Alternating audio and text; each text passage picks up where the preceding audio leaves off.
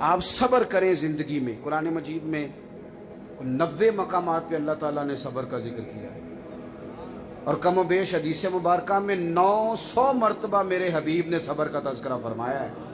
اور ہمارے علماء کہتے ہیں جس طرح دریا کے 2 کنارے ہوتے ہیں، اگر وہ کنارے ٹوٹ جائیں تو طوفان آتا ہے، اجڑ جاتی ہیں بستیاں، اور اگر کنارے مضبوط رہیں تو پھر سمیٹ کے دریا پانی لے جاتا ہے، پھر وہ کھیتوں کو لگتا ہے، پھر اس پانی سے پھول اگتے ہیں، پھل اگتے ہیں، سبزیاں آتی ہیں۔ یہ صبر اور استقامت دنیا میں 2 کنارے ہیں۔ بڑا کچھ لوگ کہیں گے، حالات بڑے بدلیں گے، کبھی کچھ کہا جائے گا، کبھی کچھ کہا جائے گا۔ صبر زندگی کا حسن ہے۔ جن لوگوں کو صبر سے جینا آ گیا، استقامت کے ساتھ جینا آ گیا۔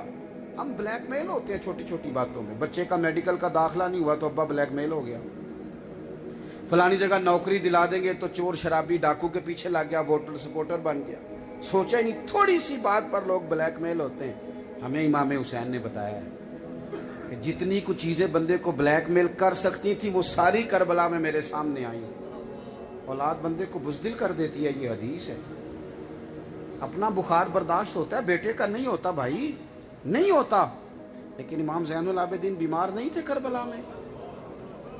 انسان سب کچھ سہ سکتا ہے، پر وہ کہتا ہے میرے ساتھ بیٹیاں ہیں، ان کی موجودگی میں کوئی بات نہیں کروں گا۔ بیٹیاں ساتھ نہیں تھی امام حسین کی، 3 دن کے بھوکے پیاسے بچے ساتھ نہیں تھے، سارے رنگ کربلا میں تھے۔ لیکن جب امام حسین مقام بیضاء پہ پہنچے تو فرزق شاعر ملا آگے سے، کہنے لگا حسین نہ جائیے گا۔ فرمایا کیوں؟ کہنے لگے کوفے والوں کے دل آپ کے ساتھ ہیں، تلواریں یزید کے ساتھ ہیں، آپ کا ساتھ نہیں دیں گے۔ آپ نے فرمایا تیرے پاس کوئی دلیل؟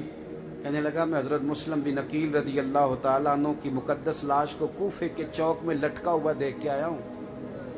یہ بے وفائی کریں گے، یہ جذبہ ہے امام حسین کا۔ فرزق کہتا ہے یوں کر کے امام نے پگڑی ٹھیک کی اور گھوڑے پہ ایک دفعہ پھر سے ایڑی لگائی اور چلنے لگے۔ کہنے لگے فرزق بس ایک بات بتا، میرا بھائی کٹ گیا ہے، کہیں کسی ظالم کے سامنے جھکا تو نہیں؟ کہیں تم نے اسے مصلحت کوش تو نہیں دیکھا؟ کہیں چھپتا سسکتا اور پیچھے پیچھے ہٹتا تو نہیں دیکھا؟ فرزق کہنے لگا نہیں حسین، وہ میدان میں رہے، انہیں لڑنا آیا، انہیں ڈٹنا آیا۔ فرمایا پھر مجھے بھی جانے دے، یہ وہ والا رستہ ہے جو رستہ مولا علی شیر خدا کا بتایا ہوا ہے۔ حضرت عبداللہ بن زبیر نا امام حسین کے بعد یزیدی فوجوں سے لڑیں، یہ نواسے ہیں جناب صدیق اکبر کے۔ حضرت عائشہ صدیقہ رضی اللہ تعالیٰ عنہ کی بڑی بہن حضرت اسماء کے بیٹے، ان کی 90 سال عمر تھی جب ان کے بیٹے یزیدی فوجوں کے خلاف لڑ رہے تھے امام علی مقام کے رستے پر۔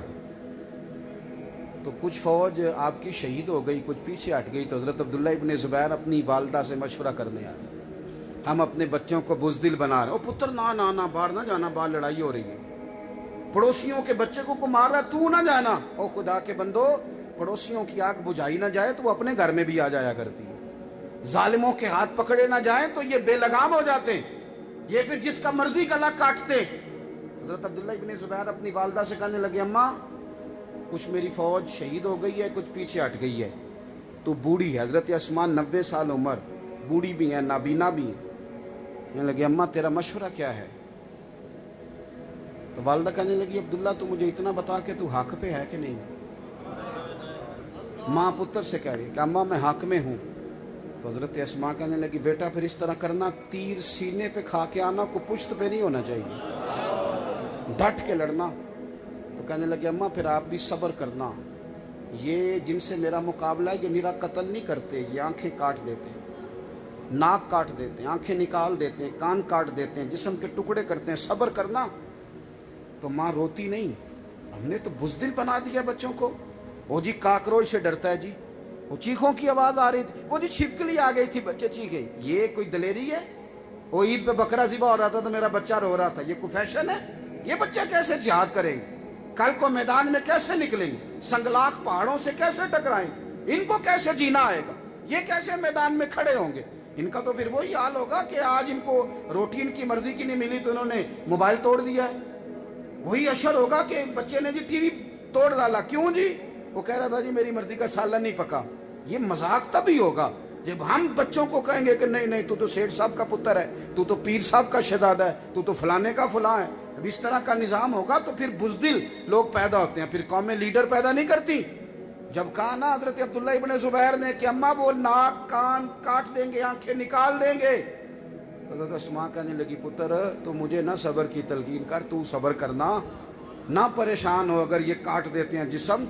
हजरत अस्मा का जुमला सुनो, फरमाने लगी बकरे को सिर्फ ज़िबा होते वक्त तकलीफ होती है पुत्र, खाल उतारते वक्त तकलीफ नहीं होती। जहाँ मेरा पुत्र मैदान में जाके लड़। हजरत अब्दुल्ला इब्न जुबैर शहीद कर दिए गए, उनकी मुकद्दस लाश जन्नतुल माला के पास, जन्नतुल मौला के पास खाना काबा के करीब चौक में मक्के में लटका दी गई। बाद रिवायात में 3 दिन बाद में 14 दिन लाश मुबारक लटकी है, लेकिन गुट्टी हुजूर ने दी थी ना। कहते हैं लाश मुबारक के करीब से गुजरते थे तो खुशबू के हुल्ले आते थे। बादशाह ने बुलाया, सिपा सालार ने बुलाया और जनाब अस्मा से कहने लगा पता तेरा बेटा कहाँ है? आप फरमाने लगी कहाँ है? कहने लगा मैंने लटका दिया है मक्के के चौक में। तो जनाब अस्मा कहने लगी शुरू से ही शाहसवार है, जमीन पे टिकना उसकी आदत ही नहीं, ज्यादा जिंदगी उसने घोड़ों की पुश्तों पे ही गुजारी है, शुरू से ही शाहसवार है। ये लफ्ज कहते लाठी पकड़ी है टकाई, माँ बूढ़ी पलटते वक्त कहने लगी एक बात बता, मेरा अब्दुल्ला लटक गया है कहीं तेरे आगे झुका तो नहीं? तो वो शख्स कहता है हजरत अब्दुल्ला इब्न जुबैर की तलवार में भी बड़ा जोर था, पर उनकी माँ के जुमलों में भी बड़ी ही ताकत थी, बड़ी ताकत। थोड़ा सा ना जीना सीखें, जिंदगी में खड़ा होना सीखें। ये क्या बात हुई फलानी बात से डर गए, फलानी बात से सहम गए? ये आप देखें जाके नफ्सियात के डॉक्टरों के पास रश कितना है, हर बंदा टेंशन, किस बात की टेंशन, किस बात का डिप्रेशन? मेरे रसूल पाक अलैहिस्सलाम ने हमें खड़ा किया है। हजरत अब्दुल्ला इब्न अब्बास की रवायत मौजूद है, फरमाया लोगों कभी ना घबराना, सारी दुनिया मिल के भी तुम्हें अगर कोई नुकसान पहुंचाना चाहे तो रब, जब तक रब ना चाहे कोई नुकसान कर नहीं सकता तुम्हारा।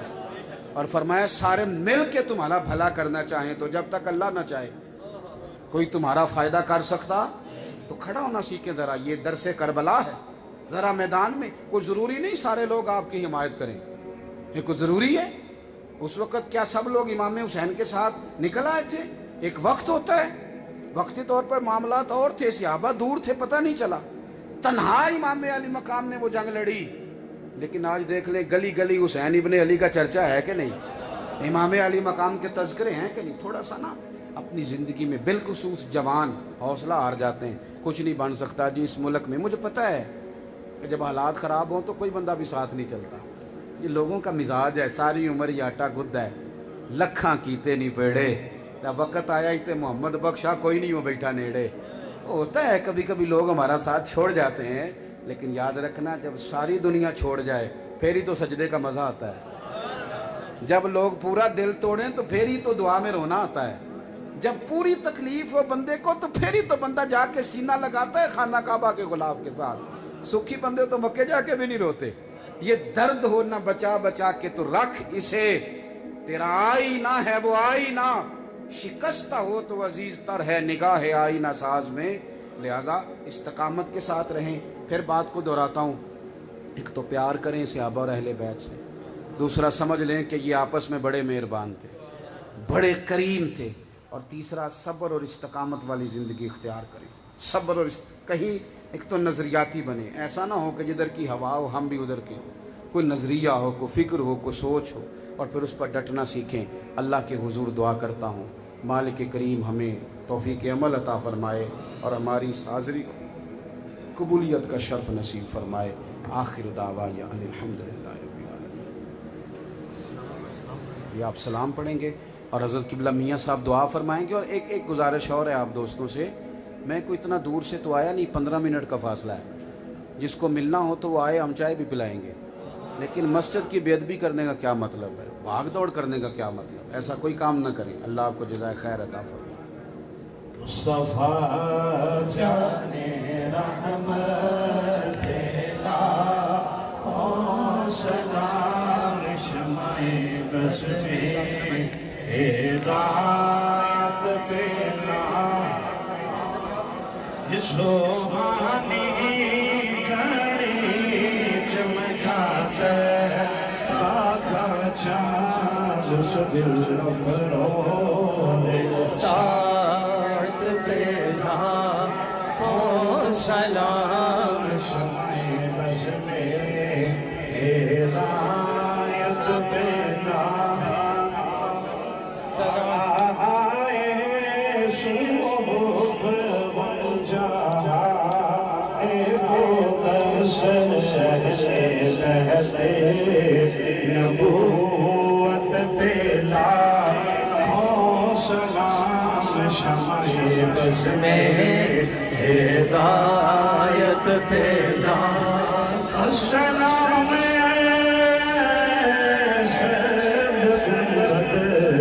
کے مکین السلام رحمت للعالمین اے خدا کے یاد میں پیارے رسول یہ سلام آج زارا ہو قبول آسان پڑھو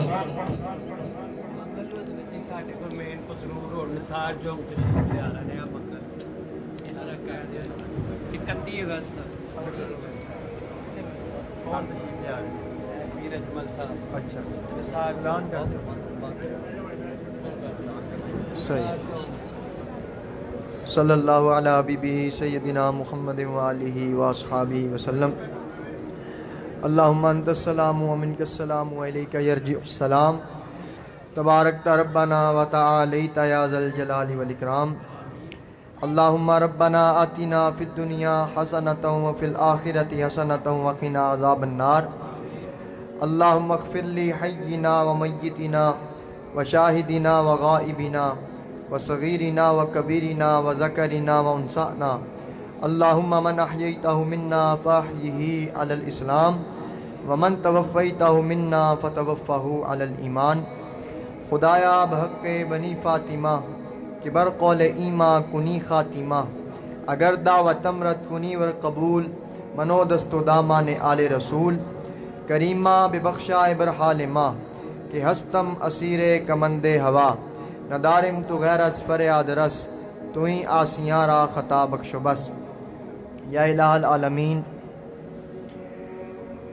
محفل ذکر صحابہ و اہل بیت رضی اللہ عنہم کا انعقاد کیا گیا لنگر شریف کا اہتمام کیا گیا اسے اپنی بارگاہ میں قبول فرما یا الہ العالمین اس محفل پاک کا ثواب حضور نبی پاک صاحب الاولاق صلی اللہ علیہ وسلم کی بارگاہ میں پیش کرتے ہیں قبول و منظور فرما حضور نبی اکرم شفیع معظم صلی اللہ علیہ وسلم کے وسیلہ جلیلہ سے تمام انبیاء کرام علیہم السلام صحابہ کرام اہل بیت عظام رضوان اللہ علیہم اجمعین کی بارگاہ میں پیش کرتے ہیں قبول و منظور فرما خصوصاً بالخصوص شہداء کربلا خصوصاً بالخصوص امام علی مقام امام حسین رضی اللہ تعالیٰ عنہ کی بارگاہ میں پیش کرتے ہیں قبول و منظور فرما حضرت فاروق اعظم رضی اللہ تعالیٰ عنہ کی بارگاہ میں پیش کرتے ہیں قبول و منظور فرما حضرت عثمان غنی ذو النورین رضی اللہ تعالیٰ عنہ کی بارگاہ میں پیش کرتے ہیں قبول و منظور فرما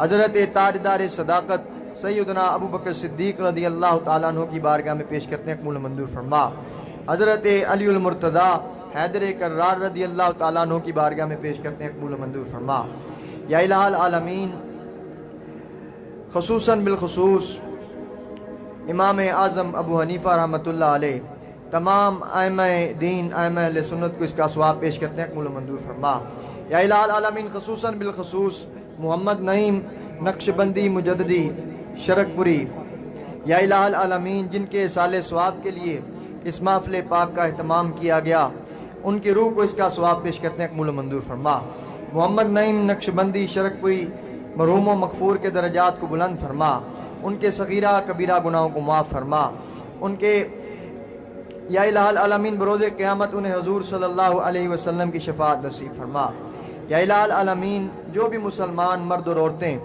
دنیا سے چلے گئے تمام کو اس محفل پاک کا ثواب پیش کرتے ہیں قبول و منظور فرما یا الہ العالمین اس محفل پاک کے صدقے پاکستان کی خیر فرما عالم اسلام کی خیر فرما یا الہ العالمین بے اولادوں کو نیک اولاد عطا فرما بیماروں کو شفا عطا فرما۔ صلی اللہ علی حبیبہ سیدنا محمد و آلہ و اصحابہ و اہل بیتہ اجمعین برحمتک یا ارحم الراحمین۔